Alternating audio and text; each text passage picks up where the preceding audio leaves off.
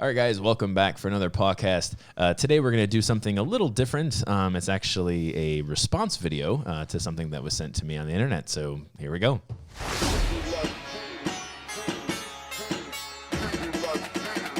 Welcome to the PAWCast.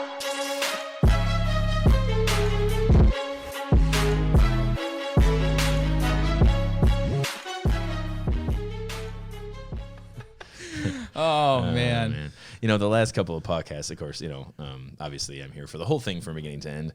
But then it's like when you finally play it, like on Apple or whatever it is, it's like we're already like mid-conversation by the time the music tapers off.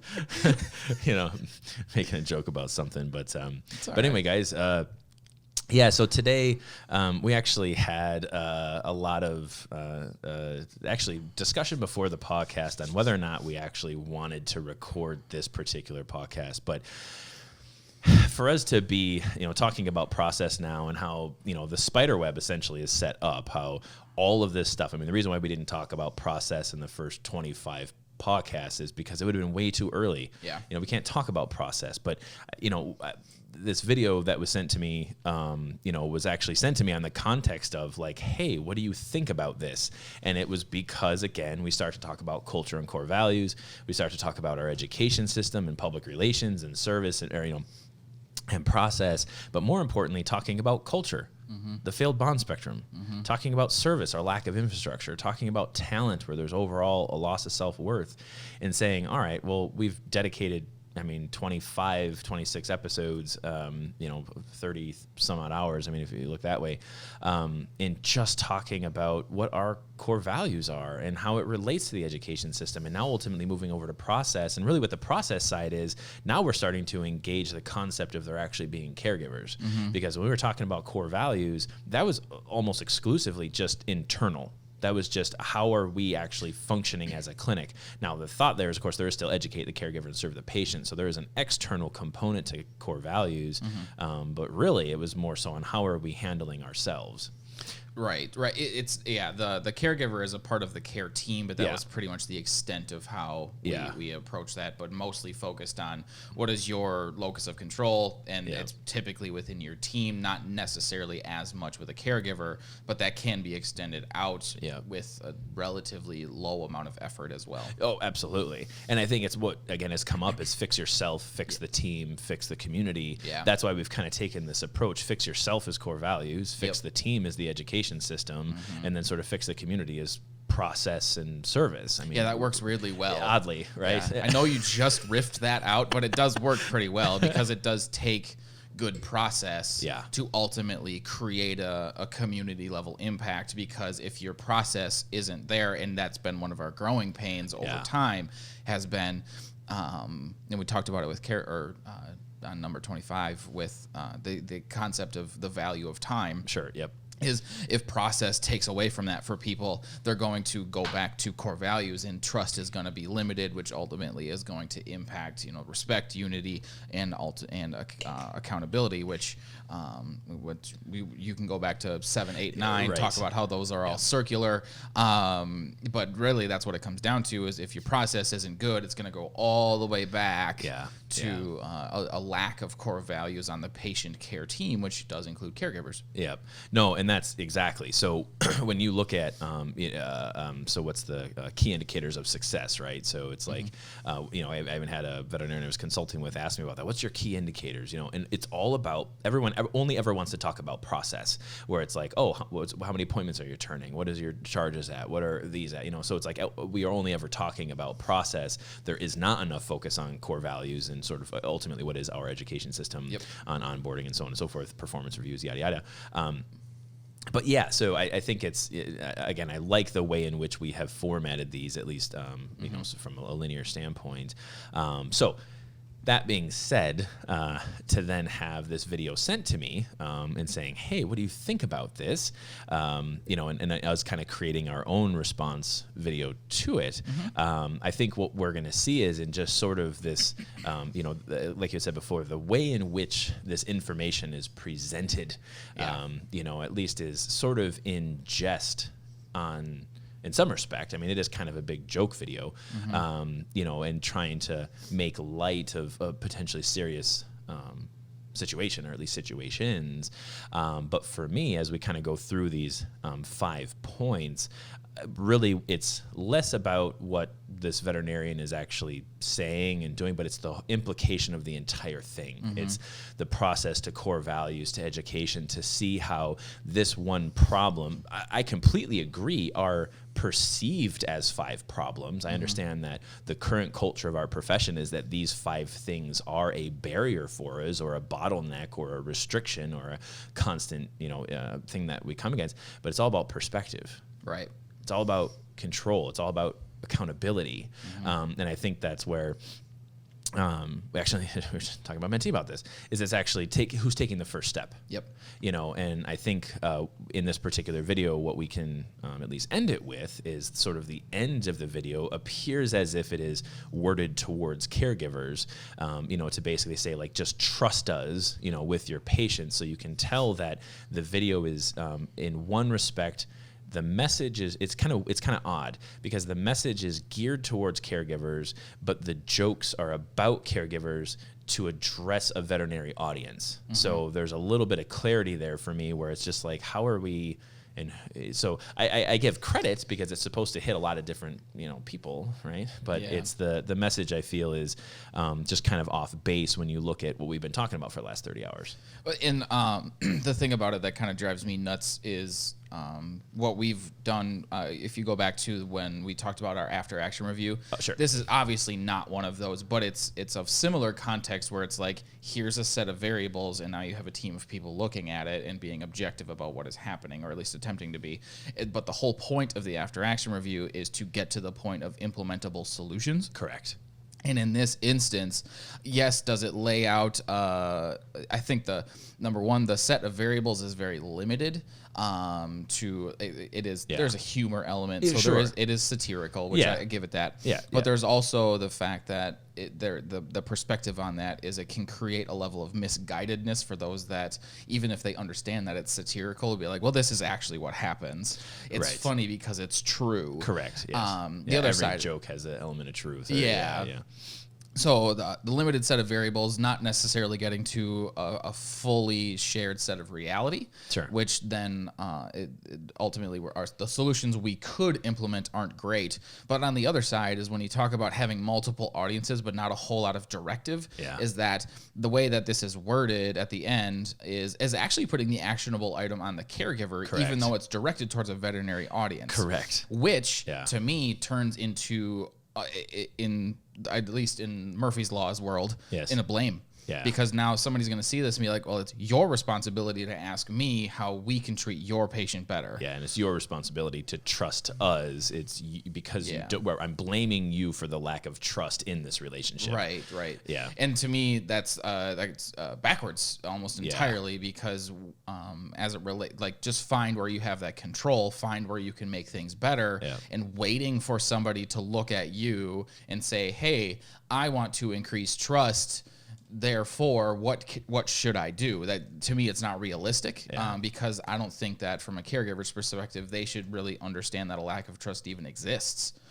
I mean, sure. Like they may, but both sides. Between the veterinary care team, at least in-house, and the veterinary care team at home, which is going to be the caregiver and their family, and of course us and the medical support staff, because we're all sort of one team together. And I think that's actually one of the recurring themes that I have with a lot of these podcasts when I talk about my colleagues, is like, a lot of it is, I think we're like, there are a huge swath of us that are just naive to our own part. And I think it's a self-awareness component. And a lot of that self-awareness component basically comes down to who's going to make the first move. So if you recognize that this is an issue, you can't have the expectation that necessarily the caregivers are going to come in with the solution if that person is then met with a team who would be unreceptive to it. So that's where I think where we look at what our, quote unquote management style or business perspective or sort of cultural approach is an ultimate neutrality. It's an ultimate equality. And if we have neutrality and equality, we should have, again, when we talk about that trust, respect and unity component, not even necessarily accountability, but just trust, respect, and unity. I think, you had just mentioned, between the excuses and blaming and reality and so on and so forth. I think that's kind of what bleeds out of what these 5 problems are, is that there isn't a lot of respect. Is it that, well, they don't respect us, so I'm not going to respect them. It's those types of, things back and forth. So even coming into saying, all right, well, maybe you and I saw this video, we were considering making a response video to it. And it's like, we started to see, of course, our core values, how we've missed core values in some of these problems, how we're talking about unaccountability and accountability.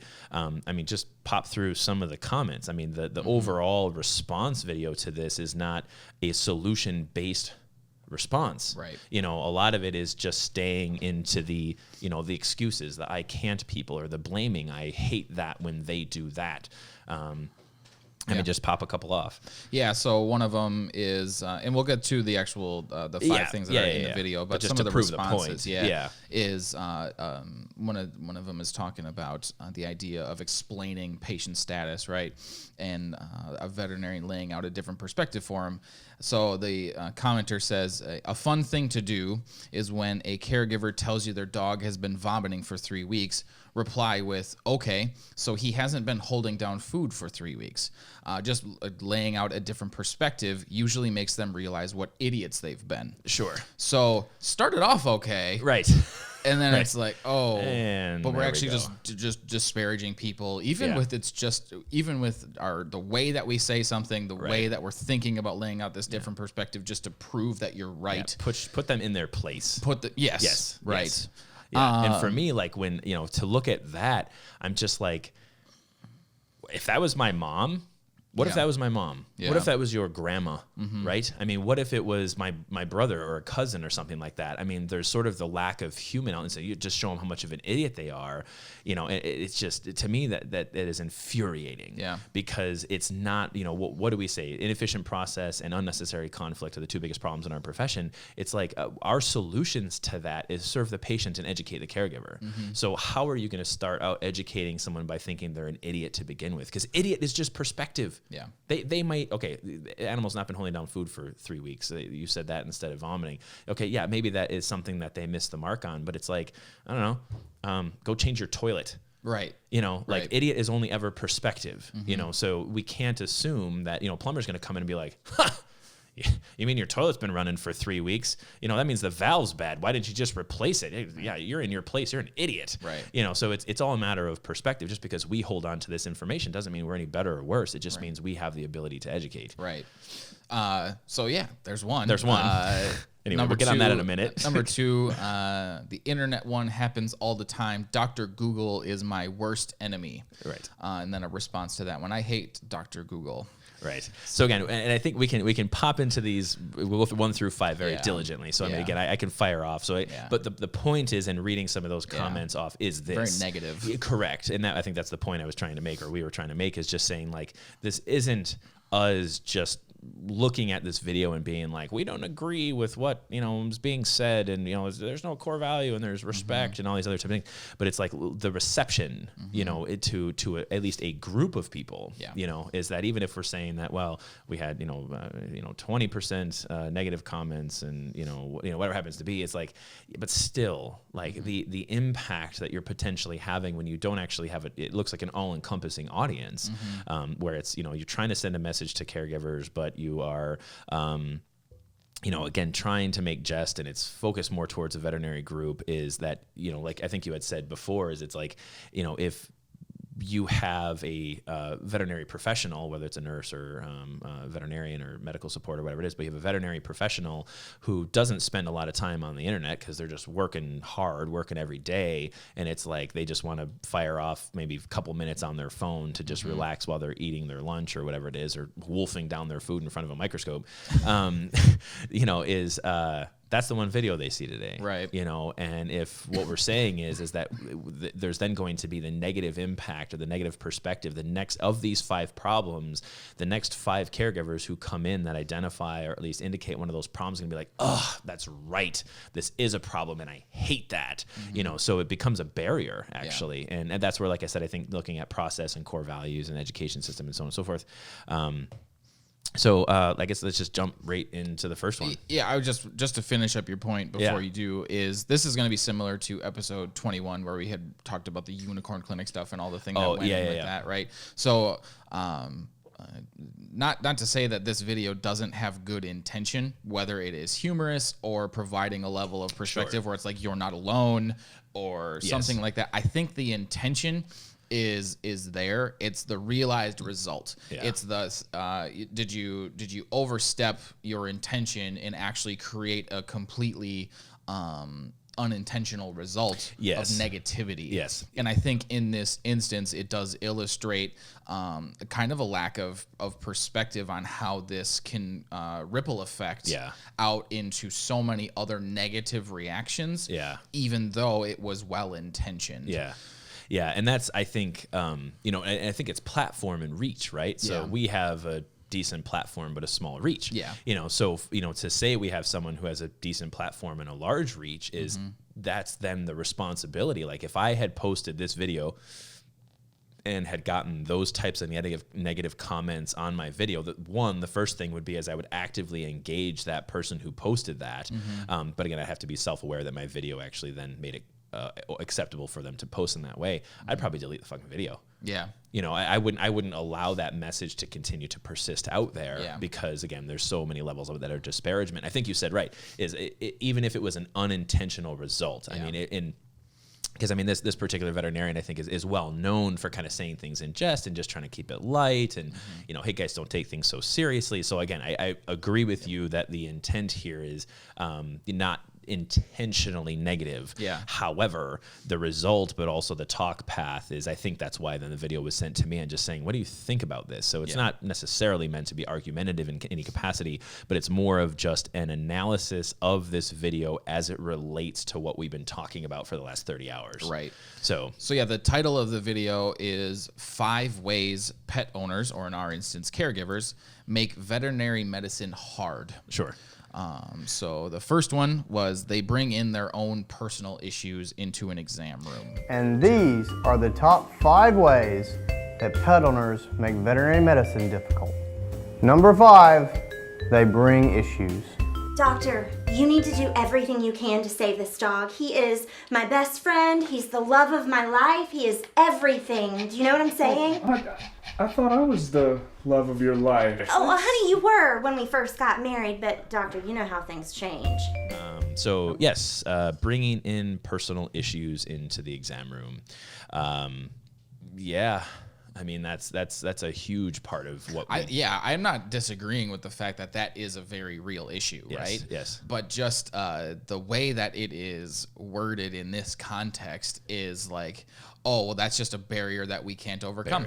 Yeah. Like, they're just not going to be able to get past this. They're not going to listen. They're just going to be way too emotionally invested in their patient, and they're not going to think rationally about anything.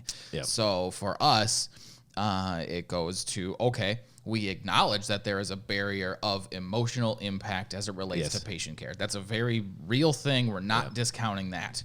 But let's put in some process to get around it, get over it, get past it. We have a few that I can think of right away. I mean, we kind of talked about before. So I think the first way to start about and approach this particular issue is talking about the human-animal bond spectrum. So we have to, again, if you look at our industry overview, kind of the middle top portion, of course, is culture. That's one of the biggest issues in our profession. And of culture, the biggest issue is failed bond spectrum alignment. So whether you as a veterinarian have your bond spectrum one way, as a caregiver they have theirs the other way, is that human animal bond spectrum is if we can maintain a certain respectable amount of neutrality in saying that we are actually sympathize and like I said, for me, I'm kind of more on sympathy than I am on empathy. For me at least, sympathizing and saying like, no, there's animals, we put a lot of stuff on animals. I mean, even if we look at saying between the emotional support animals, right? Or even service animals for some people who have sort of debilitating, anxiety issues and, things like that, is it's like, no, we actually do in some capacity have these as comfort animals. So when our thing that provides us, this is in a particular bond spectrum, I'm not saying everyone, but in this particular bond spectrum where they're coming in that they have essentially used their patient as sort of this crutch, or they've used them as a bridge. So we're we're talking a high bond spectrum aligned client or caregiver, and then coming in with a personal issue in the exam room is, again, I personally don't feel as if that's a barrier, but what it does is it sort of changes the conversational tone. I mean, I had just this last weekend just acknowledging the human animal bond with one of my clients. I mean, like I said, I think the patient was there for 7 hours. I think the caregivers were there for 4 hours, something like that. And the whole time the people were talking to me, they're like, we're not the type of client that, is going to go for oncology. We're not going to be the type of client that, does that. But for them, it was clear where it was like, no, they actually have a really, really high spectrum alignment with this particular patient. They're going to take more time. And this comes back to process. If I was on a block schedule of 20-minute appointments, I wouldn't have the opportunity to actually give them that 4 hours of my time. Now, it wasn't 4 hours straight. I mean, we had blood work, then we went over results, and then, so there's different parts to it. But when we talk about how bond spectrum alignment focuses and works into process and saying that someone coming in with their personal issues is now going to somehow affect that, these people were of the mindset that they were a burden on me in that exam room. And the guy's like, well, we're not, we care, we're worried, we're care, so on and so forth. He's like, you have a lot more other stuff going on out there. You guys are really busy. You have these other things. And I'm like, I basically just put my hands out. I'm like, hey, hold on a second here. I'm like, I am in this exam room to serve your patient. I am in here because you're going to be making some decisions that are going to come with 3 big expenses. And those 3 expenses, and I say this to people, this is what I say to them. I said the first expense is basically financial, how deep are your pockets. I said the second one is going to be the emotional expense to your family. I said, and the third one is that we're going to have the physical expense from the patient. And I say, from a money standpoint, I said, and I say to these people, I say, you can always make more money. I said, from an emotional standpoint, I say, we're not here, I'm not trained to really be a therapist. I can, at least help guide you for some of the emotional stuff, but that's not really what I'm here for. I said, the reason why you came to the clinic today, and the reason why I'm here after hours, weekends, whatever it is because I want to serve your patient and minimize the physical expense that your animal is going to have to pay in this process. Done. Right. So what we've done in just how long did it take me to do that? 30 seconds? Yeah. It's enough in just a short amount of time to be like, no, you have to understand that if you want to serve the entire bond spectrum, if you want to say, I'm going to, at least the middle 80% of the bond spectrum, middle 60% of the bond spectrum, and saying, if you want to look at focusing on the majority of your cases, you have to have that wiggle room, but understanding when someone comes in with personal issues into the exam room, that you just have to align them with your talk path. You just have to say, hey, yep, I understand there's an emotional part here, but guess what? We're going to work together to serve your patient. And that was it. Right. Then they were completely aligned back into saying, no, I understood there was personal issues in that exam room, but I focused the consultation over to serving the patient. Yeah, it's I think what the video would turn into is not necessarily the way that you're doing that, where it's like, no, guide the conversation. To me, the perception that is realized in this is don't engage the emotional stuff. Sure. Don't engage the personal issues. And what you're doing, or actually, I should say specifically, because words matter, don't acknowledge them. Just ignore them. Yeah. Just leave them off the table entirely. And in the way that you're wording that, and the way that it's perceived, I think, as a general rule, not every time, is that you are at a minimum acknowledging that there is an emotional impact to the decision that is made. Yes. However, that's not your decision to make or to even guide. Correct. So if somebody drags that in, you'd be like, I understand that is a part of the decision that you have to make. So we have the financial aspect. I know nothing about that. We provide options like you do you. Yes. And just acknowledging the fact that does exist. We've got the emotional side that absolutely you need to take that into consideration with your family, but I'm not here to say what is right, what is wrong. Yep. All I'm here to do is to give you the descriptive element of what is happening with your patient. Exactly.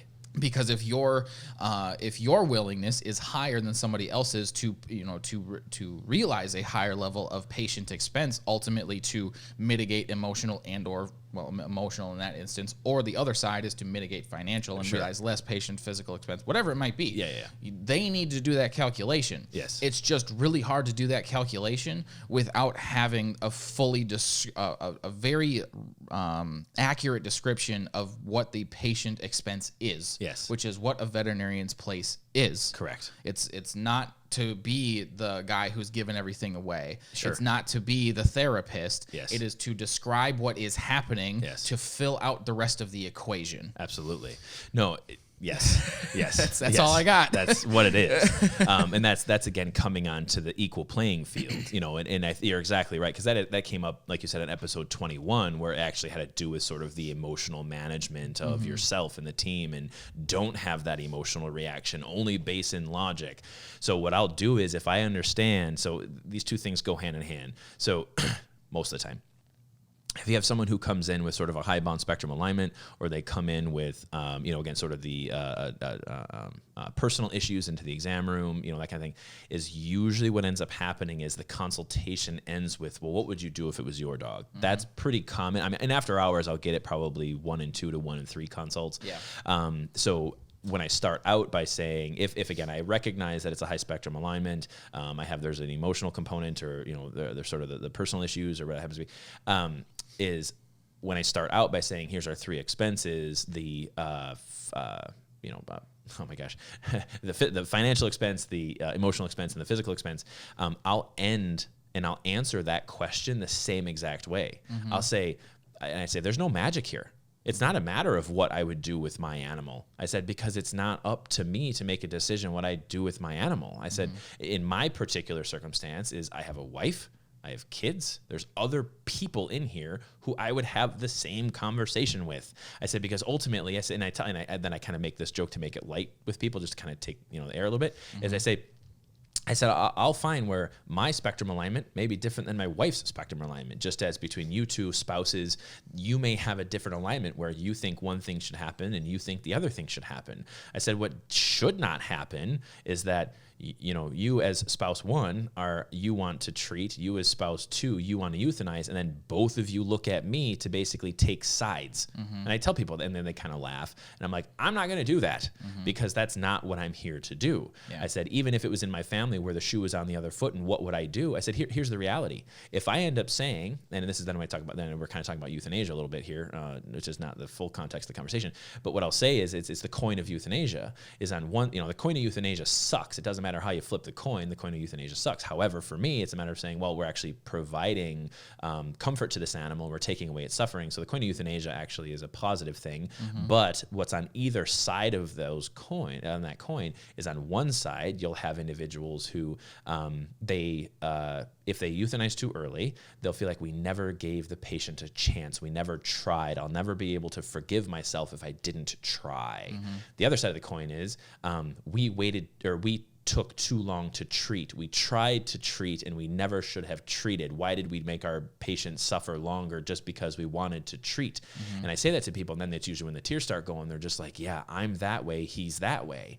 And I said, this is a very difficult circumstance to be in, because sometimes it's a matter of just a vomiting dog who's coming in. I want to treat, I don't. What if something happens? We'll see.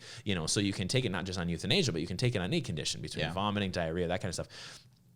But it all comes back to saying, no, this is a conversation I would have with my family, just as you should be having that conversation with your family, and saying your spectrum alignment may be different than my spectrum alignment. And if I end up saying, now again, we're using euthanasia as an example, right?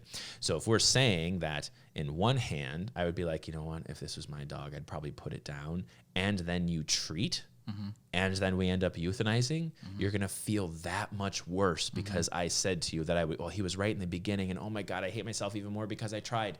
It's like, and I tell people, it's not a fruitful conversation for me to have with you to tell you what I would do with my animal, because it's not up to me. Well, it's going to amplify the other side too. Yeah. Because it's like, if you do end up making that decision, then all they're going to do is blame you if they think that they should have treated. Yes. Like, it's only going to make it worse. Yes. Yeah. I don't think that there's a positive way that ends out.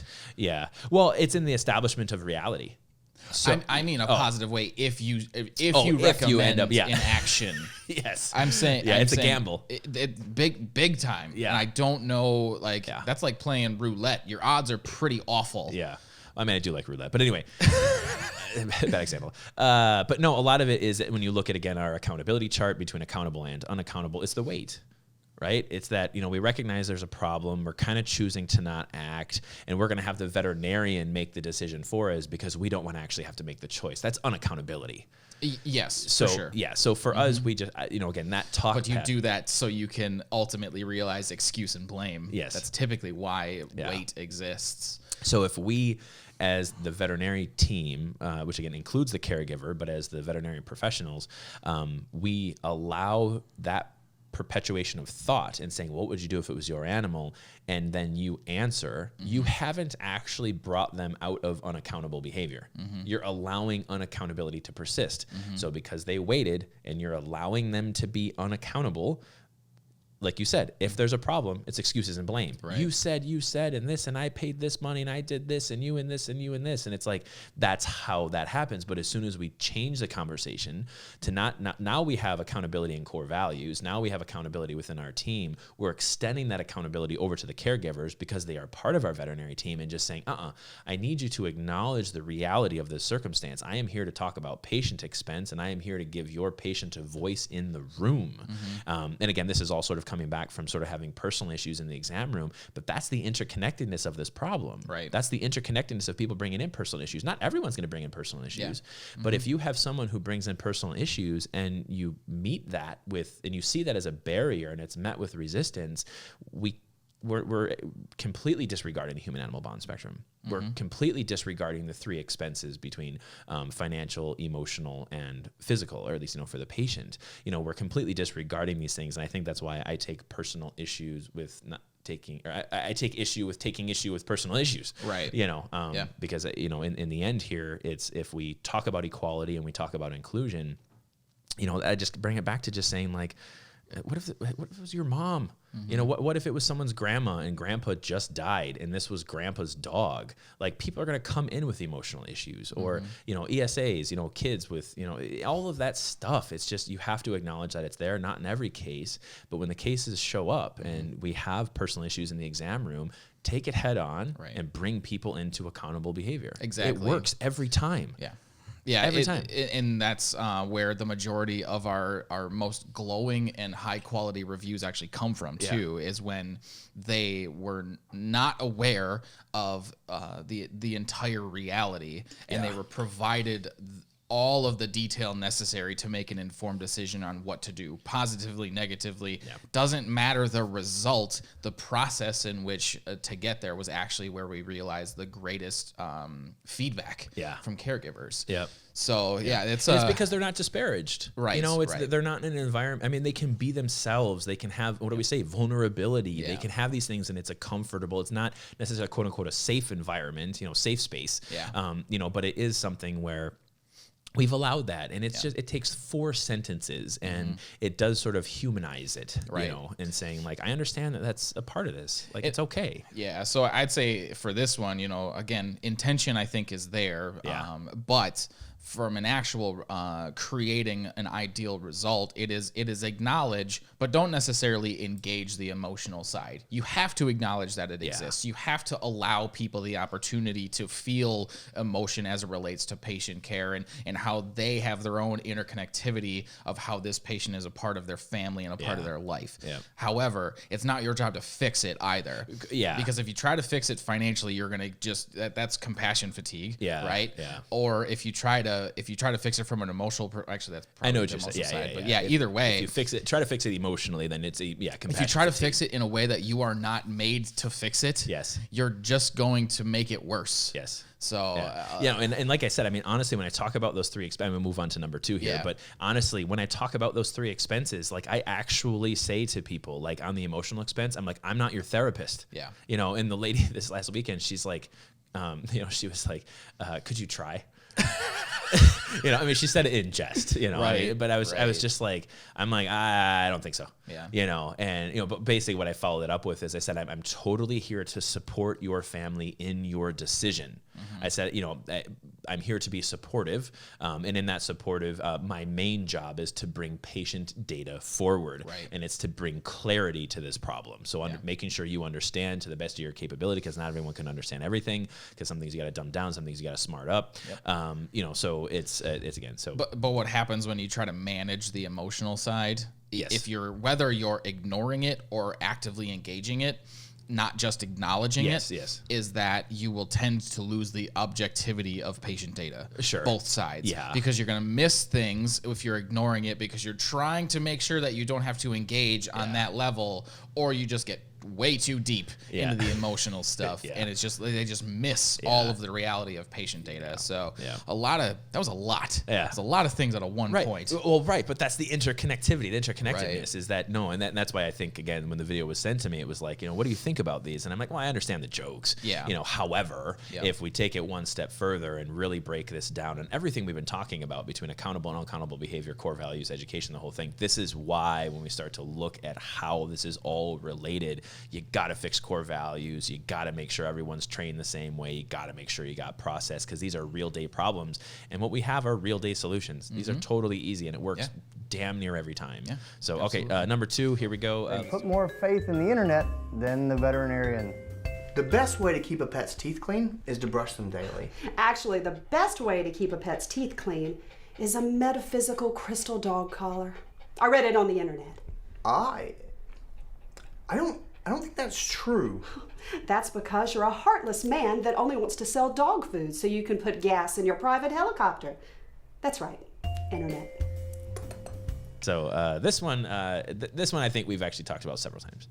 The Yes, Dr. both Google in idea, both in podcast and out of podcast. And again, another common point because the one before was the personal issues. This one coming into the trusting of the internet, right? Yeah. So Dr. Google, as it were, is I have the same thing. I have clients who come in and they're like, I'm sorry that I looked this up online. I'm like, why are you apologizing to me? Yeah. Like, take any I don't want to say even young veterinarian, take most veterinarians in today's world. I mean, just because we have the Veterinary Information Network, this sort of, this website where we can go on and search things on the internet, we're saying that, we can go online and find all of these things, but you can't, right? And I think the barrier then is saying, well, they can't look it up because they don't have objectivity. No, what they have is a tremendous amount of day-to-day data. They are there 24, well, not 24/7 because presumably some people work, but anyway, they are there consistently and constantly with these patients to find these subtleties. I had a patient this last weekend where it exclusively had just a high globulin level. So there's a lot of different reasons why globulins can go up, but one of our concerns in very specific breeds is that it can be an indicator for cancer. There's an albumin globulin ratio. There's this whole thing. It doesn't matter. Long story short, there was this one little point, and having the conversation with these people, and it was one of our long consults, consults over several hours, is basically in the downtime, what was like, let's run urine, let's see how urine looks, and that's going to take 20 minutes. The guy was sitting in the lobby on his phone, and he was just searching up rule outs for globulins. I had told him like maybe 2 or 3. I just said it's just something we should talk about. It's there. It's not a one-to-one to a perfect diagnosis, but it's high enough that we can't really ignore it. So basically he comes back in the exam room. He's like, and he's holding up his phone. He's like, I just, when I was in the lobby, I know I'm not supposed to, but I was looking up what globulins. I'm like, who said you can't go on your phone in the lobby? And he's like, oh no. He's like, going on my phone to figure out what that is. I'm like, please do. Yeah. I'm like, if you find data and you want, because you're going to have questions about it and you're going to want to know what this means and could this potentially be a rule out? And it was, the dog had some chronic skin issues, and is there a possibility high globulins could be from that? I'm like, well, technically antibodies are a type of globulin. I'm like, it's entirely possible. That's why it's up. It's just, for me, I have to at least present this data in the sense, we at least have to acknowledge that it's there. And again, it still comes back to where I get these clients in where you can tell they've been disparaged. They've seen these videos where it's like, don't go online and find these things. Doctors hate it when you go online and find these things. It's like, no, if we are hierarchical, we'll hate it. Yeah. If we consider ourselves above clients, or caregivers, we're going to hate it. If we consider that knowledge is power, we're going to hate it. If we're going to acknowledge that because we have the power, we have that to hold over you, and I am the only font of this information. Well, let's go ahead and merge that together with 2 concepts we have in our profession. So on one hand, it's going to be, I am the font of information, and how dare you go online? The other side is, I have imposter syndrome, and I feel like I don't know what the hell I'm talking about. How can you have both? Right? So, right? So, on one hand, it's like, we need to have the open flow of information. Right. We need them to come into the what we call education rooms, Yeah. but for them to come into our place of consultation, for us to say, what have you been seeing at home and what do you think's wrong with your dog? I'll get these vomiting 2-year-old dogs in, right? Puking, right? I'll go through, okay, primary gastrointestinal rule outs, secondary gastrointestinal rule outs. There's some tests we have for some things, some tests we don't have for other things. Of course, it's way longer than that because my GI consults are an hour long. Right. We'll spare that for this podcast. I've always finish it with, I'm like, what do you actually think's wrong with your dog? Yeah. And they're like, oh, I don't know. I'm like, no, but like, honestly, just take a stab in the dark. What do you think's wrong with it? And what that does is it actually guides the conversation to what they are the most concerned about. It's not what I'm concerned about. I'm concerned about the 30 different rule outs that it could be. That's my concern. Yeah. But they're coming in being like, God, I really just think that he probably ate a dead carcass outside. I didn't ask if it ate any dead carcasses. Right. My whole talk path wasn't about dead carcasses. That's a reality in northern Wisconsin. Oh, yeah. So it's a way in which we sort of engage the flow of information between caregivers to ourselves and ourselves to caregivers by saying, I don't care if you got stuff online. I don't care if you got it in a breeder magazine. I don't care if you got it on anywhere. Just what do you have? Let's talk about it. Yeah. But that goes to the fact that when you look at the problem is that you don't personally feel a loss of self-worth. Sure. So, and that to me raises the self-analysis question to those that might be listening to this. What is the point of the consultation and clinical history acquisition and going through informed consent? Is it to understand where the patient is to ultimately describe physical expense and be able to provide care? Or is it to inflate your own self-worth? Sure. Because if you're just being the font of information and you're just saying you shouldn't do that or that information is incorrect, why would you do that? You should just come to me. All you're trying to do is inflate yourself. Yep.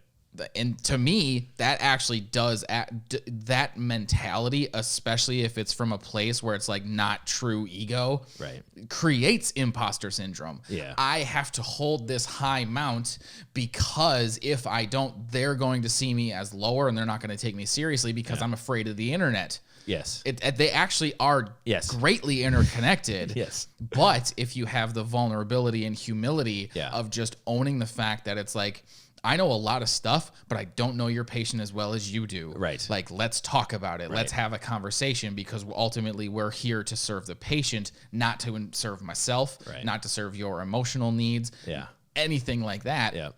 It all comes down to serve the patient.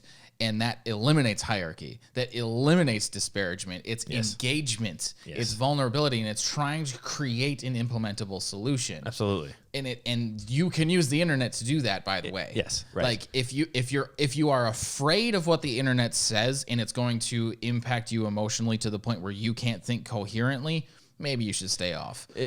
Off the internet. Right. Yeah. But that's so... There's a lot of clickbait. Well, in like WebMD, right? Yeah, So like yeah, I have a buddy that goes on WebMD all the time Yeah. and he's like thinks he has cancer every 3 weeks. Sure, yeah. But I feel that. it's not that hard to get to that point. Yeah. But ultimately, like information is power, but it's not necessarily power that you have to swing at somebody else. Yeah, no. And that's where, again, I think it still perpetuates the idea of us versus them. It's our information versus your information. Right. And I think, part of what it boils down to is it is kind of reading the audience, right? Reading the room. Because, I mean, there's going to be some things that you don't necessarily want to engage. Yeah. Like, and like I said, I think when I have people come in and they start to, go a bit more into the spiritual realm, in that capacity where it's the energy and those types of things, is I don't disregard it as false because you have to accept that we're only as good as our tests, right? Yeah. So, I mean, it was the concept of zero. I'm not going to totally get into it, but it was the concept of zero is that before we had the ability to test parts per million, we just thought zero was zero. Yeah. And then once we could test parts per million, then parts per billion, parts per trillion. So you're only as good as the test, right? So I say that to people. They're like, and I said, maybe we just don't have a test to figure out that this stone collar is actually what's preventing the issue in your patient. But one, it's not harming anything, right? To have that. But then I lead it up with then essentially on, well, I respect that you have you think that this may be helping.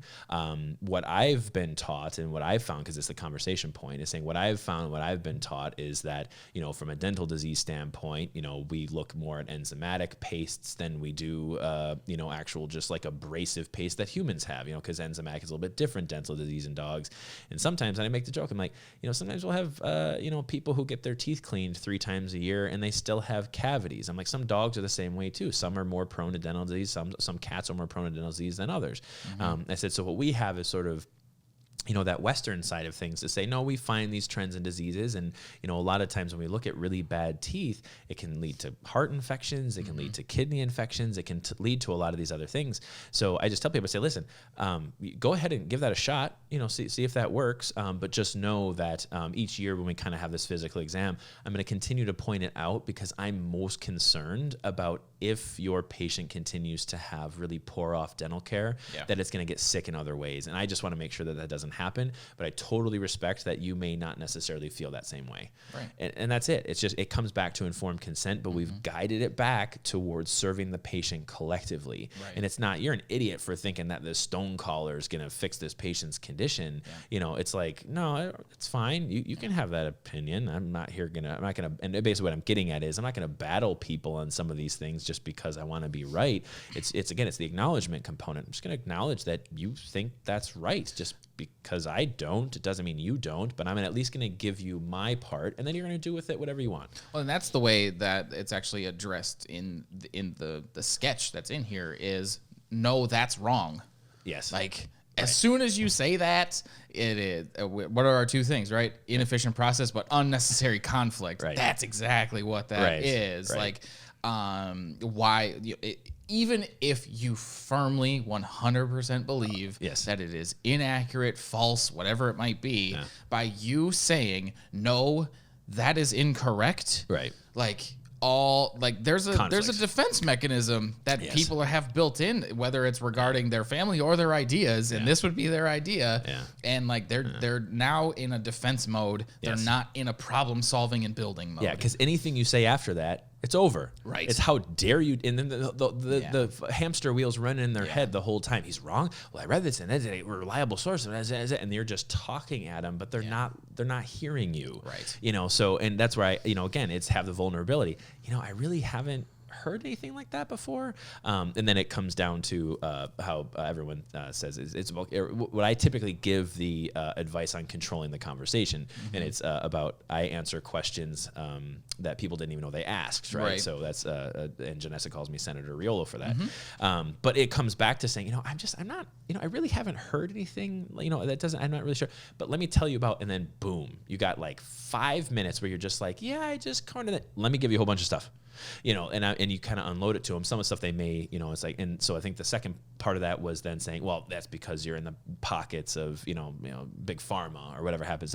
I'll say, man, I know. I think I'd have a lot less student loans if that were true.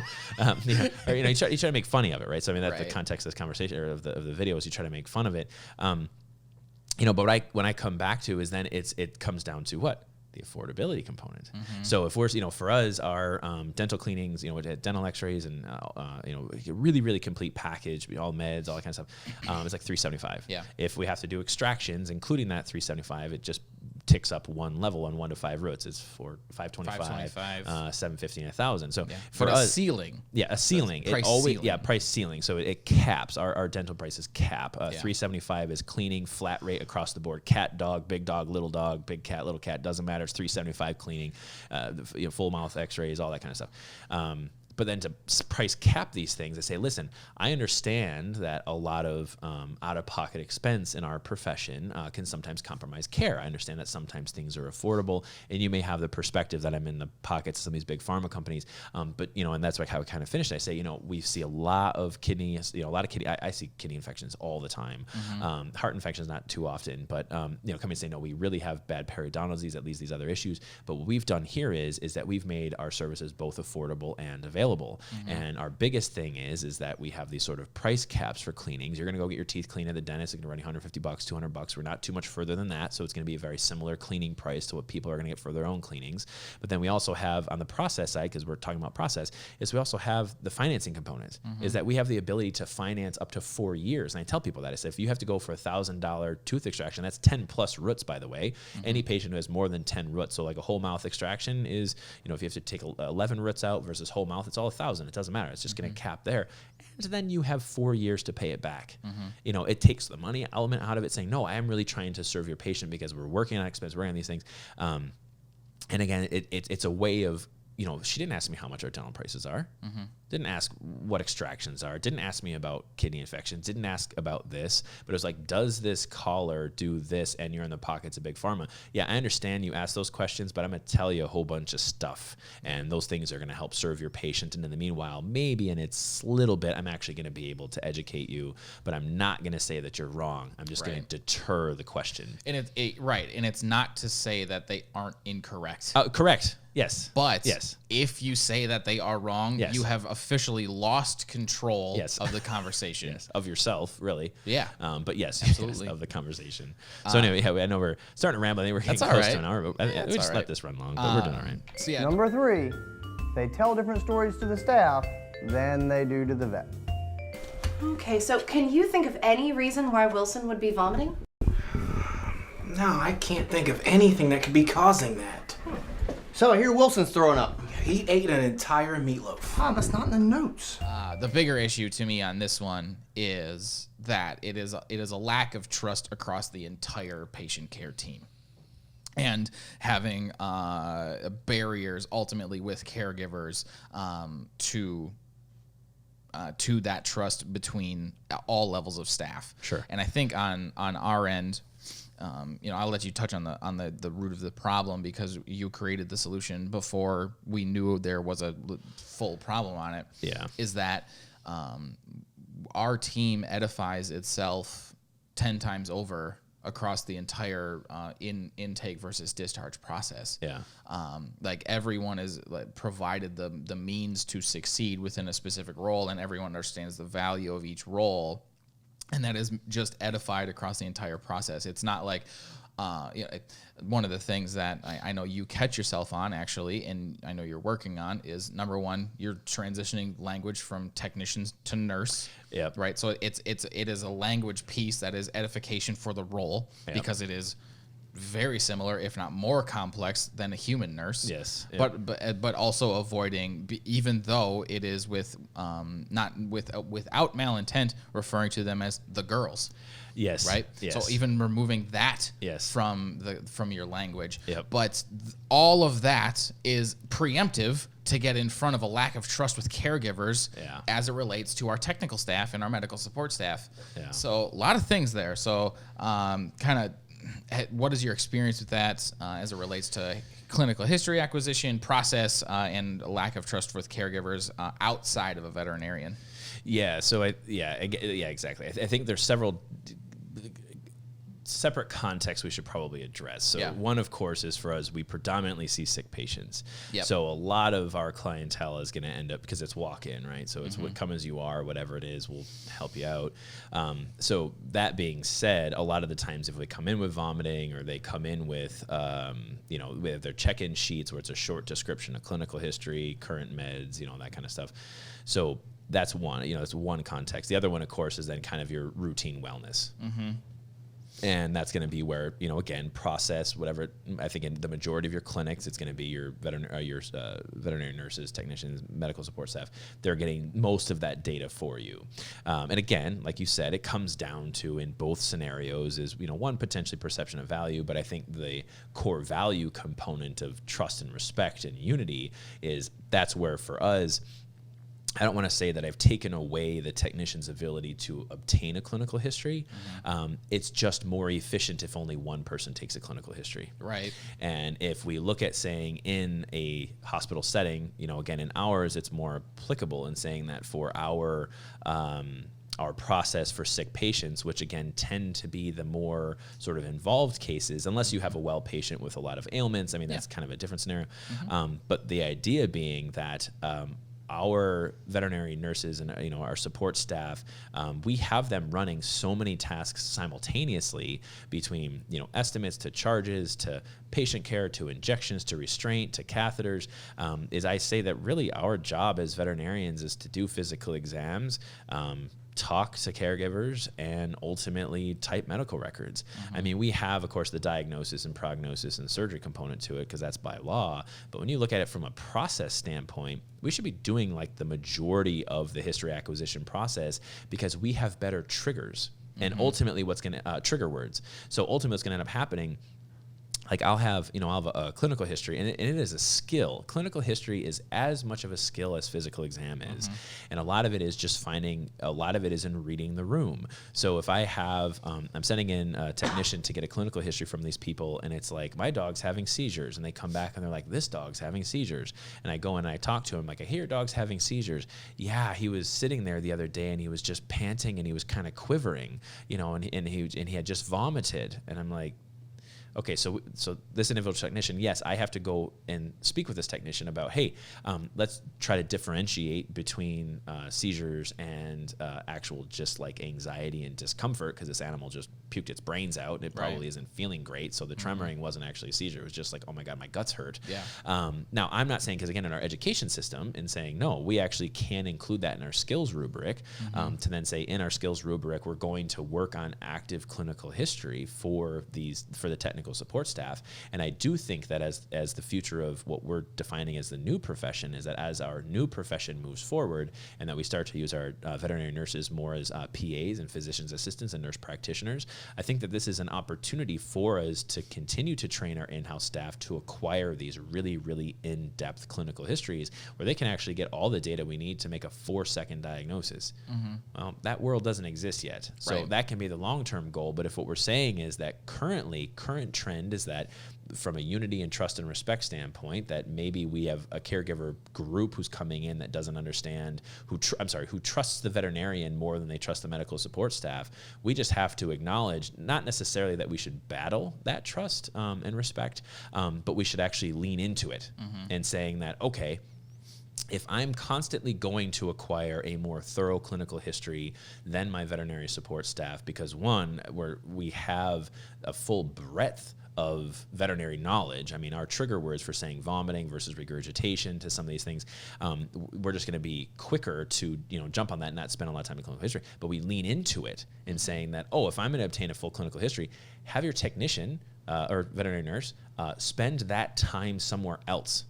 So if we can get them into another exam room to prep the next patient, to get TPRs, to get treatments on an animal, from medical support staff, make sure and review the invoice that it's accurate. We can, we start to say in-house clinical treatment. So that's when we start to talk about my 1-to-6 ratio of medical staff and saying, hey, let's lean into what it is we have an expectation of care, and saying that, now again, I'm not going over discharges. I'm not going over how to pill animals. I'm not saying you need to give one pill 3 times a day, because I'm leaning into the veterinary nurse staff and the medical support staff and saying, no, that is a delegatable responsibility that there shouldn't be any conflict on. But if we're trying to minimize keystrokes, minimize footsteps, minimize time, and maximize efficiency, we need to lean into the fact that in current state of our profession, the vast majority of people are going to have more clarity and they're going to provide a better clinical history to the veterinarian. So it's not that the caregivers are making things more difficult. It's our staunch sort of adherence of old process and an unwilling to change in a traditional profession. We're saying, no, lean into it and actually support and give your support staff other roles that can maximize their time to make you faster so that you can get a better clinical history. We've said multiple times, how do I stay in an exam room to do a GI consultation for an hour? Because that's what I'm good at. And I have my other medical support. I run out 5 different orders before I even go into that room. I need this and this and this and this on that patient and those 3, and this needs to get done. And when I come back, I have the expectation that it'll be done. You have an hour to do it. Well, shit. We just served 5 patients while I was doing one thing.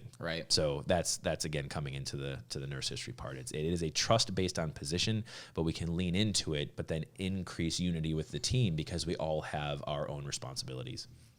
And ultimately, accountability, because you're setting people up to succeed. Yes. And you're not intentionally allowing that to occur. Right. So if you have where the veterinary support staff is getting a different clinical history, then it's going to start to affect that veterinary support staff's connection with that caregiver. Yeah. How dare you not trust me enough to give me that information? I looked dumb to my veterinarian because I didn't have that information because you didn't tell me and you told it to them. You know, so it's just there's too much unnecessary conflict there. Exactly. And purely out of an inefficient and ultimately archaic process. Essentially, in this instance. We have maintained holding onto the square peg, but the size of the hole and the shape of it has ultimately changed.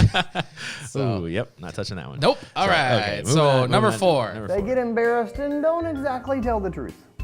So Mikey's gained a pound. Are you sure we're not feeding him anything from the table? No, we give him a half a cup twice daily. Actually, Mom feeds him from the table every night. So do you.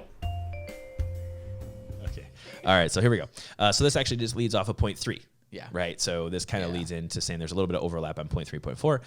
And basically now it's saying that there's the embarrassment factor, right? Yep. So you're going to have what? So we're not trusting. There's not truth there, right? Mm-hmm. So what I actually say, and again, I know in this particular example they used food, right? Yep. So what I tell people, I have a very pragmatic clinical history. I'm very systematic when I go through it. But part of my talk path when I tell people is that we're talking about diet now, and how do you feed your dog? Food sits out twice a day. You know, I've measured quantities. The thing's morbidly obese, so I know that either it has a hormonal condition or they're overfeeding on caloric intake.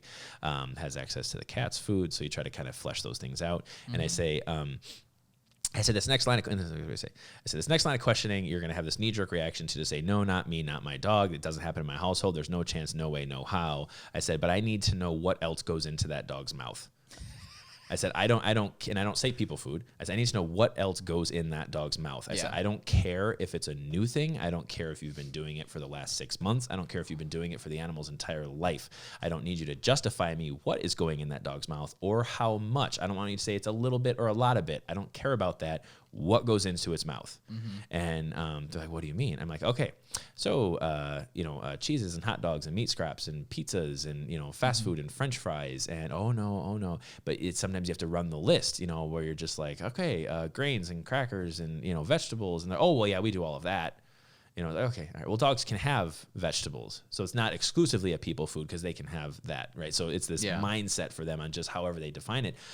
So I tell people, no, not me, no way, no how. I said, okay. Totally fine. Some people aren't that way. I said the reality is when we go through this, because your little schnauzer is here for vomiting, and now again there are some primary. If we diagnose pancreatitis, I mean it's one of those breeds where it can happen in. But I say, listen. If I run blood work and I run out pancreatic enzymes and we see they have pancreatitis, I said, here's the reality, is in an ounce of cheese, so actually Royal Canin had done this study, where a single ounce, and I do this people, a single ounce of cheese in a 20-pound dog is the human equivalent of 3 cheeseburgers. Oh. I said, so I don't care what you think you're giving, and it may or may not be a problem. I said, but I just need to know what, because it's going to help me spend your money more efficiently. Right. I said, and I say, so if, and this is still part of the history, I haven't gone over any blood work. We haven't done anything. It's just the history side. I said, so if we can just have some clarity on the people food stuff, I said, I'm not going to force you into saying you give your dog people food. I said, but if you're giving any, it may actually be an explanation on why your patient is here. More importantly, as part of your clinical history, we already identified that your dog has chronic anal gland problems and it has mixed bowel diarrhea 3 times per month.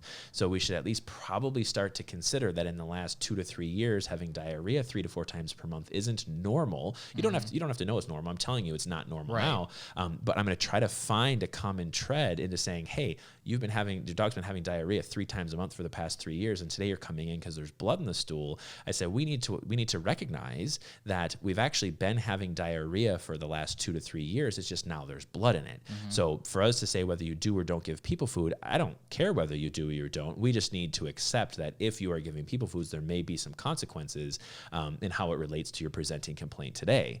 And they're like, well, I mean, sometimes we give stuff. Okay. All right. And then I kind of laugh and I'm like, well, yeah. And as I tell people, I said, listen, it's all about disparagement. I said, when I had a dog, I gave him stuff. I know I shouldn't. Right. I'm like, but I did. Yeah. You know, and it's like, but I was willing to accept that if there was a problem that came with it, you know, I put those two things together. I said, so I'm not going to be here. And I mean, you know, there's veterinarians who tell you can't give people foods. I said, I'm not going to be a veterinarian who sits here and chastises you because you give people food. Dr. Katie had a client where it was an old lady who she traveled between here and Florida and basically just gave her dog chronic recurrent pancreatitis all the time. She was 85 years old. It's her only companion. She just loved to give that thing chicken or whatever the hell she was giving it. Yeah. And it was basically just, when my dog gets pancreatitis and diarrhea, I'm just going to shell out a ton of money, whether I'm in Florida or in Wisconsin, but this is how I love my dog. This is how I love my animal. So now I'm going to take that away from them. It's like, oh, it's cruelty. You're causing these diseases. And how dare you? How dare you? Yeah, that's disparagement. You're now saying that, you know, because not every dog has those problems. And she dialed it back a little bit. She's not giving as much people foods, and she recognized those things are connected. But it's kind of like, and I tell people, I'm like, I can't fault you for what is your human nature. We just have to acknowledge that if you continue down that path, you're going to have constant problems. It's the same thing with smoking, right? It's the same thing with anything that harms your body. Right. It's like, you know that there's going to be a consequence. As long as you know there's going to be a consequence, and it's not like, oh, my dog has pancreatitis and I'm going to let him just sit in a corner for 5 days and barf his brains out. It's like, oh, well, I'm taking him to the vet, making him better, getting the drugs. It's all about the education piece and serving the patient. If our barrier is people foods, we got the wrong barrier. Right. You know, it's the two-way conversation. I'm basically saying there's no need for us to be embarrassed about some of these things where it's like, you shouldn't do this. You know, it's like, well, it's my dog, I'm gonna do what I want. You know, it's like, no, we just have to understand that there's gonna be some variables that we can't control, but we just need to educate the people enough to understand that there's going to be complications, there's going to be issues. And I don't think that they are necessarily making it difficult to be embarrassed about these things, because we've taught them to be embarrassed about them. Yeah, right. I'd say that it is definitely that fear of disparagement as it relates to the caregiver, because again, that's the chair that I sit in more often than the medical side. Like 100% of the time, I am not medically trained in any way. Yep. But I actually had been in those shoes years ago, where it's like, so I have no idea what's going on, but I know it's not good. Yeah. And I don't know, like, I'm just afraid of being honest with somebody, because they're going to tell me like how many times I screwed up. Yeah. And like, it makes me really uncomfortable, and I don't necessarily enjoy it. So there's a level of real fear there that if I were to have walked into an environment that was ultimately, and actually did once, where it was like, yeah, way to go, dumbass. Right. Right. Like, what makes me want to go back there? Right. Like, unless you are a miracle worker, which doesn't exist on the medical side, where it's like, yep, I was dumb and you fixed it, and now it's like, which again, you said it's not magic. Yeah. There's no magic in medicine. But on the other side of that, there's also the fear of post-care disparagement by the staff. Sure. So they're going to push even harder to try and defend their point, because if they don't, and ultimately that patient realizes a negative result, and then they are then disparaged online, if that happens once, now they're going to see caregivers as potentially as an enemy. Yes. Oh, absolutely. Well, and it comes back, I think we said a few podcasts ago about how I can take better care of your cat than you can, and you don't deserve to have this cat. Like, that I think is a very significant reality. Yeah. But when you look at, again, saying, well, where is this embarrassment factor coming from? We've trained them into being embarrassed. A lot of it comes down to guilt. A lot of it, I mean, how many, again, and then I think I take the extreme of euthanasia in a lot of these examples. Yeah. Proves the point, though. But when I have end-of-life consultations where it's like, I got a 7-year-old dog. I mean, let's just say it's a boxer. It's early onset cancer, right? Mm-hmm. Sucks for the breed. It happens. So I'll have people who ask me, they have in no way, shape, or form caused this in any capacity. Yeah. They're like, is there something I could have done? Did I not catch this soon enough? Did I not recognize the symptoms? Me. And it's all, and what are they doing? They're blaming themselves, blaming themselves. I said, hold on a second here. I'm like, that doesn't help our conversation at all. Mm-hmm. I said, whether you could or could not have caught something earlier, like, oh, when the patient started to eat less 3 weeks ago and you didn't come in until now. I was like, yeah, maybe we could have treated things sooner. I was like, but we have a diagnosis now. We know it's lymphoma. You're not going to go for oncology. So the last 3 weeks you've spent good time with your dog. You know, it's the best, you know, potentially could have been. Maybe steroids would have made a difference. Maybe it wouldn't have. Yeah. I said, but the reality is right now, this is our diagnosis. And I tell people, I said, I don't care whether you recognize it or not. The reality is we're recognizing it now. Now we have this. Now we can start to move forward. I said, it doesn't do us any good to look behind us. Right. And I'll even bring up, I'll say, if we bring it as a learning point, yeah, that's fine. But then it goes the same way.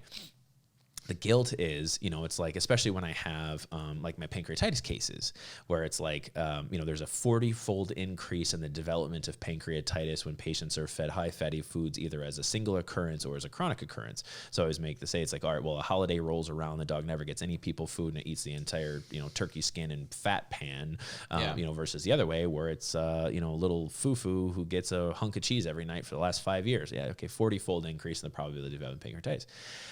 So again, the guilt factor is that sometimes there are some diseases where we can draw a line between you did this and it caused that. But how is that helpful? You didn't have your dog on a leash and it got hit by a car. Why the hell do I need to tell you your dog got hit by a car because it wasn't on a leash? Right.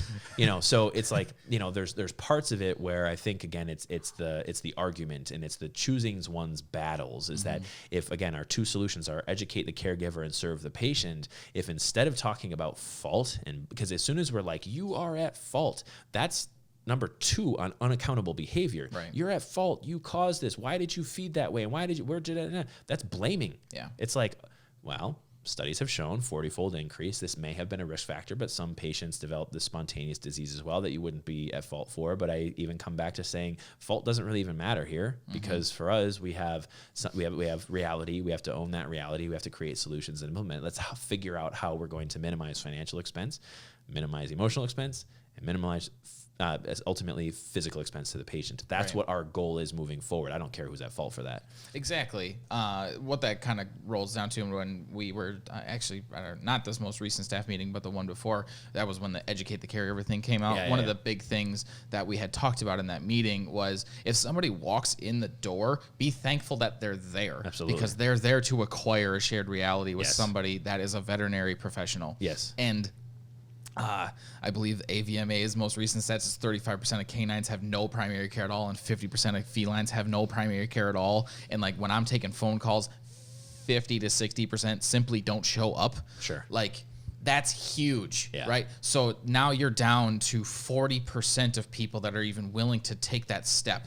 And why in the world would you try to take away from that? You have to encourage it. You have to engage it. And laying blame on people that ultimately detracts from reality does not help. So if you take the pancreatitis case, like laid out reality, and if you're willing to own that and create solutions when it happens, do your thing. Right. If it was we have the avoidance of blame in this instance as it relates to the way that the veterinary professionals are coaching, where it's like, well, I'm going to give you everything and I'm going to tell you the right way to do this. I'm going to tell you how you suck so you can't blame me. Yes. That's what happens. Yes. So and that's the self-defense mechanism, loss of self-worth is in there, bond spectrum alignment's in there. A lot of things are in that one thought. Yes. However, in this instance, accountability was already in place. She knew what the solution was, and she was ready, willing, and able to implement that solution. And have her bond spectrum alignment. She actually had both sides right there. And was it quote unquote best care? Probably not. Was it maximizing the physical health of the patient? Probably not. But guess what? I eat like crap too. And that's really, to me, what it comes down to. She was already at reality. She actually was all ready to implement the solutions that up to that point had existed. And that was the education part. She knew. She knew. But the thing was, is she wasn't sleeping on it. Oh, when my patient vomits once, I'm rushing to the vet because I'm going to get this pill, this liquid, this shot, because I know that as soon as these symptoms flare up, I can minimize the amount of pain and suffering my patient has by just doing this. It's like, okay. Okay. Easy going. But again, if if that reaction were to be met with disparagement of you can't do that, or it's your fault that this happened, right? Like it's a non-productive speech path, right? The talk path. Because even if it's the only place that's available after hours, she's just gonna walk in next time and just be like, I don't need to hear your crap. Yeah. Right? Yeah. I don't need the spiel. Yeah. Like these are the drugs I got last time. Right. Go away. Yeah. Just I know I have to come here to get this. Right. And holy crap, those conversations suck. Yeah. Those are not fun. Yeah. So it is definitely two-sided, but ultimately stop trying to find like can you root cause? Absolutely, especially if it's a curious case like the 5-year-old boxer, right? Yeah. Like, is there something else that's going on here? Let's get to the point of not necessarily blaming, but getting to a shared reality. That's what problem solving is. Problem solving is not for the intention of blaming. It is for this is what it is. Yes. What parts can we? Yes. Yeah, well, the theme of our education system is it's a growth mindset. Right. It's not a reprimand mindset. I think that's what you're trying to drive at. And this is the thing. I'm actually having a bit of an epiphany in the middle of this sentence is typically the way that people will read own it is, yes, that was my fault. Correct. But I think that actually goes another step further and says, I can own this because I have the control over it. I can make a difference here. Yes. Even if the original result was not ultimately my fault, if I realize that I have control over it, I can ultimately own this problem that exists, and I can create a solution. Extreme it's ownership. not about blame, it's about creation. Yes. So those two things can get mixed up, so I wanted to make that pretty darn clear, actually, mostly to myself, honestly. But it was very helpful. Yes.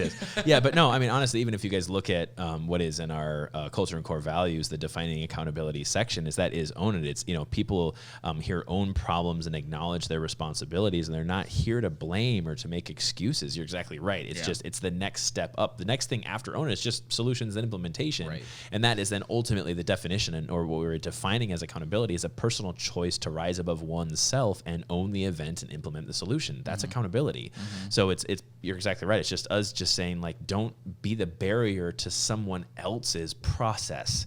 That's ultimately, if we're getting in the middle and we can't, we stop at own it, and again, we're talking, then we come back into the blaming category. You already had someone who was in high accountability. They were already at the point of having the reality and owning it, and now you're just going to come back to blame. That's then going back into unaccountable behavior. Right. So just move to the solution. And ultimately, like, when we don't get to that shared reality, that's where this embarrassment factor comes in. Like they're waiting for this blame. They're afraid of it. So if I can just avoid it, if I can wait until the point that this is just not a problem anymore. And then here's number 5. And the number one way that pet owners can make veterinary medicine difficult is waiting too long to bring in sick pets. Happy New Year. So, when did this problem start? October 2006. All right, there we go. We're back. So now it's the too long for care. Yeah. So it led perfectly into from point number 4 on that thought. Absolutely. So this is something that we realize often. This is a big part of the talk path that I have with people on a day-to-day basis of, like, can I wait until Monday? Yes. Phone calls. Yes. And ultimately, the way that talk path goes for me is it's similar to the informed consent with understanding the costs of patient care and all that sort of stuff. Is I don't know your situation. I cannot make that decision for you. However, we are available for you on a 24/7 basis and affordable. Like, this is where we start and we go from there. I don't necessarily say yes, no, or otherwise. It's just, here we are. Care doesn't have to wait. Yes. That's really what it comes down to. So, and I do say that pretty darn often on the phone. And, some people do, some people don't. It is what it is. But I think a lot of times the barrier that either I'm unable to overcome or people are not able to overcome on their end is ultimately fear. They're afraid of the unknown. If they've never been to our practice before, there's the perception that it's after hours emergency is going to cost a fortune or something like that, because what we had talked about last week with like a $100 additional exam upcharge for no reason. The industry has justifiable reason. Right. The industry and kind of the way that these things have gone on in the first 4 points has led people to the lack of desire for change. And to me, like, again, going back to the ultimate reason why we're here of serve the patient is like, it's legitimately sad to me that people feel that they have to wait until they can see the person that they've known for a long time, which I respect that relationship and we don't want to take away from it in any way. I actually want to support it entirely. I want to send that person a great medical record right after that patient's been served, and ultimately we didn't let something chronic or ultimately, life altering get in the way of continuous care moving forward. However, if you don't show up, there's no way of really affirming that. It's our job to create an environment where you don't actually have to wait. Being available. Whether it's because, or you're not awful in the other 4 ways, like you're not creating an embarrassment factor. You're not disparaging people when they go on the internet. You're not having a process where it's so hierarchical that the person can only talk to one person, and now it's really inefficient and creating an unnecessary amount of conflict. And you're letting people have emotional reactions, but not necessarily engaging on them. Like, those are 4 really big variables that stop people in their tracks. From ever even coming in. And that is exclusively independent of anything scheduling wise. Those are just let alone actual process that's in place. And that's again why we can kind of circle back to last week and saying, like, for your traditional 9 to 5 day practice is dead simply because, one, if we can't get past the first 4 problems that we just talked about, the solutions that we just said to implement, is that we're never really going to effectively get them in the door until it is a really big problem. And our process, the reason why we have a triage based process, and that triage based process is a shared reality through the entire organization, is because when you take those phone calls, what do you say? Our current wait time for stable patients is 30 minutes, 45 minutes. You can come in now, while that may mean you have a 30 to 45 minute wait, it starts out with an examination by our veterinary support staff and our veterinarian. And if your patient is less stable than the other patients we have in house, you're going to move to the top of the queue because your patient does require more attention sooner. Everyone who comes in is important, and and that's why I'll have this consultation with people in the room. Is it is important that you're here, but I might have to put that dog's leg back on, whereas yours kind of has an ear thing. I just need a little bit to sew that leg up.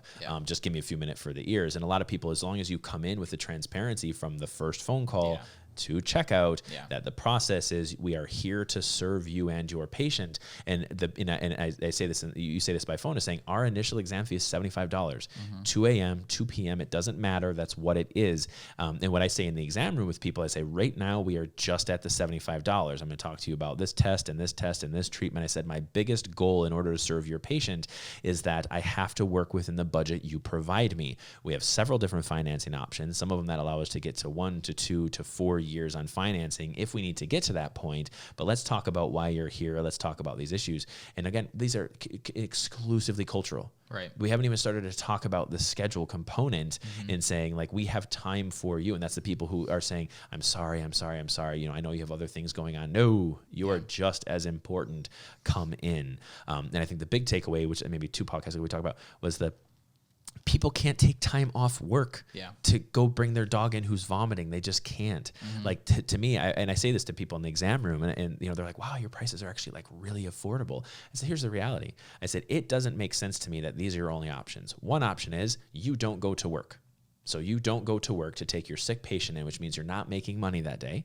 And then you have to spend more money because now your patient is sick. So you just got hit twice.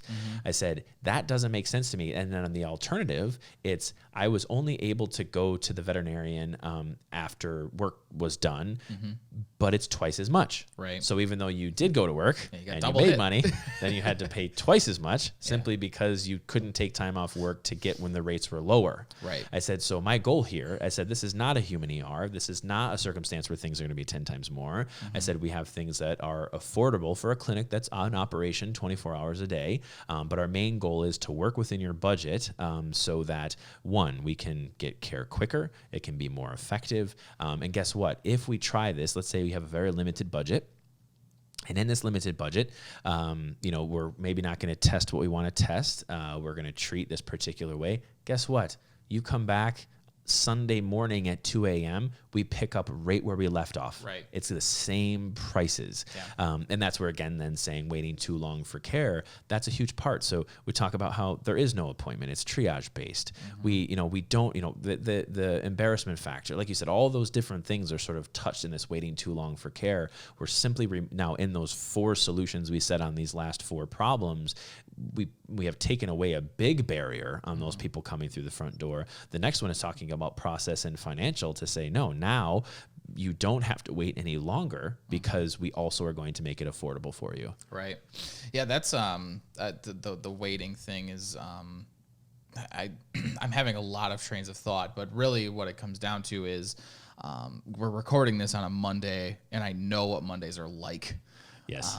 Is that it's the people that waited until Monday. Yes. And then they called their vet, and their vet was locked into process with their tied up schedule. Yes. And they call us anyways. Yes. And I cannot express how many times that happens on Monday mornings. Oh, absolutely. I literally texted our new staff member who's at the clinic for her first Monday, and I was like, be ready. Yeah. Because it's about to go off. Yeah. And every freaking Monday it happens. Yeah. You could have just come in Friday night. Yes. And you would have been likely less expensive because treatments are probably going to be even you're worse. 4 days less sick. Right. Right. Yes, you could have caught it earlier, something like that.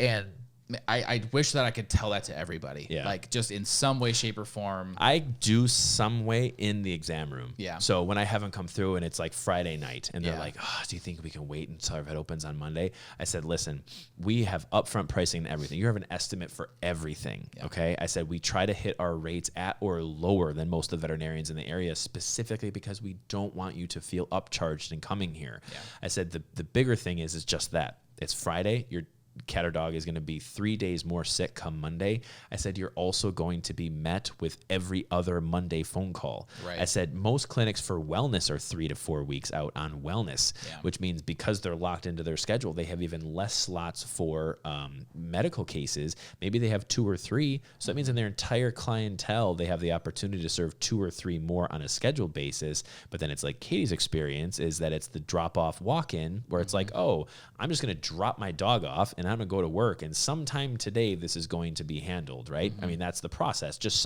drop off. We'll help you figure it out. And it's like, when? Right. When if I have all of these appointments, am I going to do it on my lunch hour? I'm going to stay late. Right. I'm going to stay late. That's when I'm going to do this. So, and I say that to people. I say it to caregivers, and it's the humanization element to it.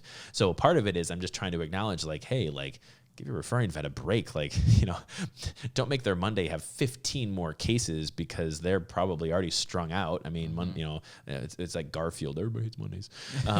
But so that is part of that conversation I have with people when they ask if they can wait. And even by phone, I don't think I bring that when I answer the phone. I don't bring that part up. Is what I say is if you're concerned enough to call, you're concerned enough to come. And I said I can't do a physical exam over the phone, but I would just say, honestly, it's $75. That might be all your expenses today. And if all that $75 gets you is peace of mind, awesome. Alternatively, if we find a problem, let's address it. It's like, see you in 20 minutes. Okay. Right.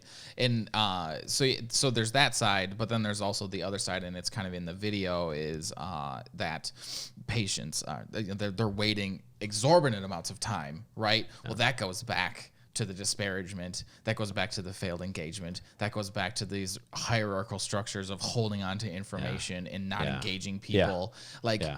If you're gonna look at a caregiver and look for the blame of why you didn't bring your vomiting patient in who's been vomiting for 3 years, of diarrheal for 2 or 3 years with your previous example, and you're gonna say this is your fault and this is why, That's why they don't show up in 3 years. Right.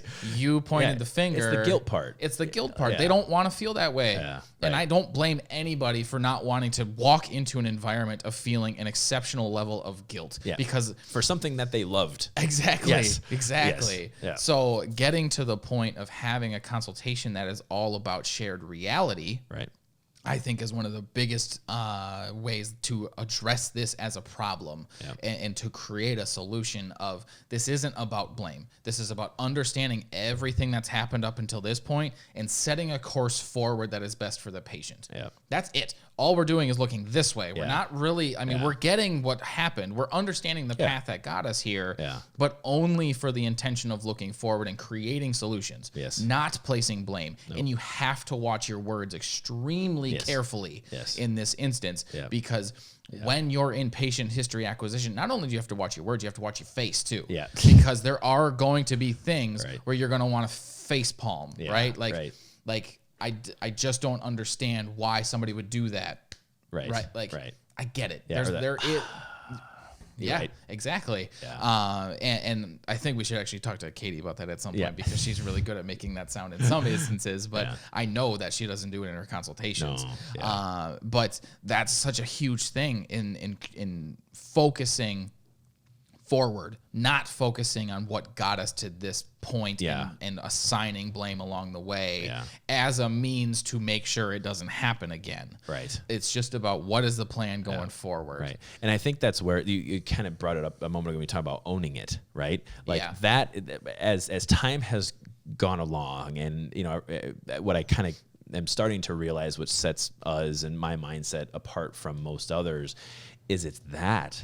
It's I just simply don't care about excuses and blaming, and it's non-productive, like for me, because it's all about the minutes, right? So if I'm spending time in some way, shape, or form disparaging someone or blaming or having this unproductive talk path, I could have used that 4 minutes to educate them.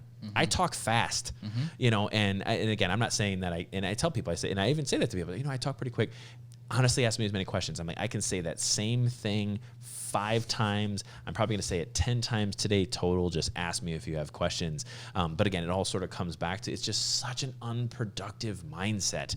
And I think that's where, again, to kind of round out this podcast, coming into these last 5 problems, like I said, I understand why the original video was made, you know, and I think, like I said, I know this author is known for kind of saying things in jest, but you know, to whom asked my opinion about this particular video, there's an hour and a half. That we just recorded about this topic on these 5 problems.